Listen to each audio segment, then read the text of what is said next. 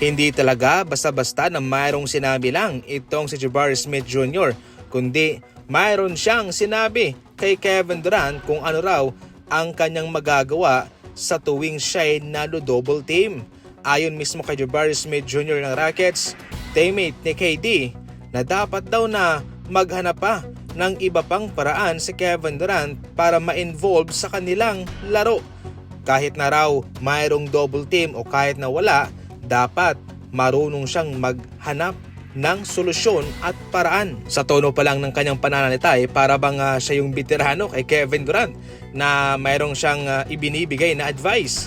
Definitely, yung isang veterano sana ang magsasabi nito, hindi ang isang bagitong katulad niya. Kailangan din naman nating respetuhin ang kanyang sinabi, pero maling-mali sa kahit na anong perspective mga idol na mayroon siyang sasabihin ganyan kay Kevin Durant.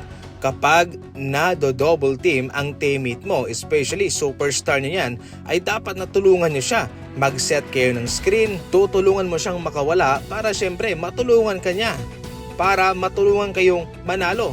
Si Kevin Durant mga idol, malaking isda para sa Rockets. Kung wala siya, nahihirapan sila. Masyado sila nakadepende kay Kevin Durant. Kaya ang marinig ang mga gantong kataga galing sa bagitong si Jabari Smith Jr. ay hindi po pwede ito para kay Kevin Durant. Kaya nga, team sports ang basketball. Kayo'y nagtutulungan sa isa't isa. Hindi mo pwedeng sabihin mo sa kasama mo na bahala ka na dyan. Kung may mag-double team sa'yo, humanap ka ng paraan kung paano ka makawala. Nagsalita na nga ang head coach ng San Francisco University na si Todd Golden patungkol sa kanyang pangalan na mainit sa ngayon na isa sa mga paboritong makuha bilang bagong head coach ng Golden State Warriors. Isang karangalan na mayroong mga gantong rumors patungkol sa'yo na nauugnay sa'yo, especially NBA. Malaki ang sahuran dyan na pwedeng makasalba sa'yo for the rest of your life. Kumbaga, papaldo ka forever. Milyones ang bayad. Pero ayon pa mismo kay Todd Golden, alam niya ang mga rumors. At mayroon siyang sasabihin na magpapatuloy siyang mag-coach sa kanyang koponan sa kolehiyo.